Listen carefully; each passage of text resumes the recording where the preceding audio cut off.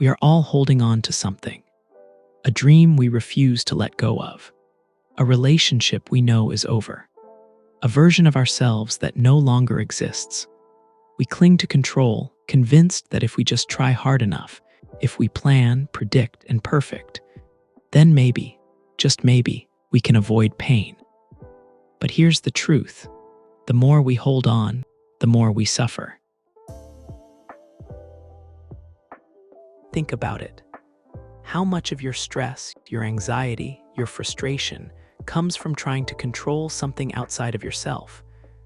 The people in your life, the way others perceive you, the trajectory of your career, the certainty of the future. We grip tightly, believing that control equals security, but all we're really doing is exhausting ourselves, fighting a battle that can never be won. But what if we didn't have to fight anymore? What if peace wasn't something we needed to chase or force, but something that existed naturally, waiting for us to step into it? We don't realize it, but we are addicted to attachment. To the idea that if we could just hold on to what we love, we would be okay. We would be safe. That if we could just control what happens next, we could prevent disappointment, avoid heartbreak, and shape the future into something certain. But attachment is not love. Control is not security. And certainty, that's the greatest illusion of all. You felt it before, that weight in your chest when something doesn't go as planned. The fear creeping in when someone starts pulling away. The anxiety that builds when life feels unpredictable, when things aren't unfolding the way you expected them to. It's a quiet panic, a tightening in the throat, a sinking feeling in the stomach, the desperate urge to fix, to grasp, to force things back to the way they were. And when that doesn't work, the frustration, the fear, the helplessness. But what if this is where peace is found? Not in controlling life, but in surrendering to it. We've been taught to believe that letting go is losing. That surrender is weakness.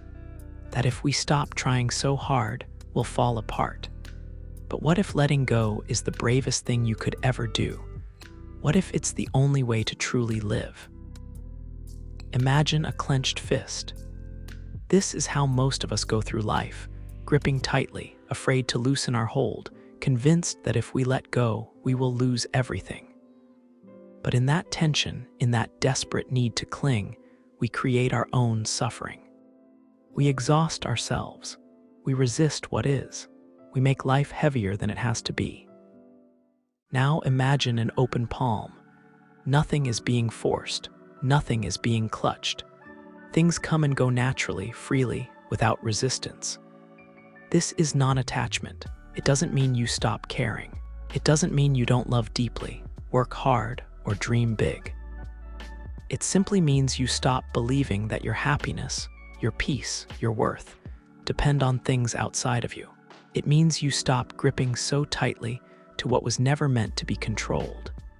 It's terrifying at first, the idea of releasing your grip on life, of allowing things to unfold without forcing them, of loosening your hold on the people, the plans, the expectations you've built your world around. But when you do, something incredible happens.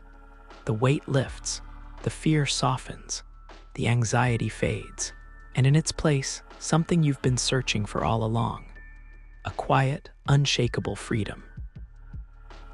Real peace isn't found in control, it's found in trust. In trusting that life will unfold as it should. In trusting that what is meant for you will stay, and what is not will leave. In trusting that you don't have to chase, grasp, or fight for what is already yours. So much of our suffering comes from resisting change. We cling to people who are meant to leave. We fight to keep things the way they were, even when we've outgrown them. We replay old conversations, regret past decisions, wish we could rewrite history. But life does not move backward. It does not stay still. It flows constantly, whether we accept it or not. The truth is, everything is temporary. The moments of joy, the seasons of pain, the people we love, even the version of ourselves we are right now. Nothing stays. And the more we resist this truth, the more we suffer. But when we embrace it, when we stop fighting change and start moving with it, something shifts. Life becomes lighter. The fear fades. We stop holding on to things that were never meant to stay. And we start experiencing life as it is, not as we think it should be. But letting go is not passive. It is not indifference. It is not giving up. It is an active choice, a daily practice, a way of being. It's learning to love without possessing, to work hard without attachment to the outcome, to show up fully in life without needing things to go a certain way. It's understanding that you can want something deeply while also knowing you'll be okay if you don't get it. That you can love someone fully while also knowing they do not belong to you. That you can enjoy every moment, every season, every chapter, without needing it to last forever.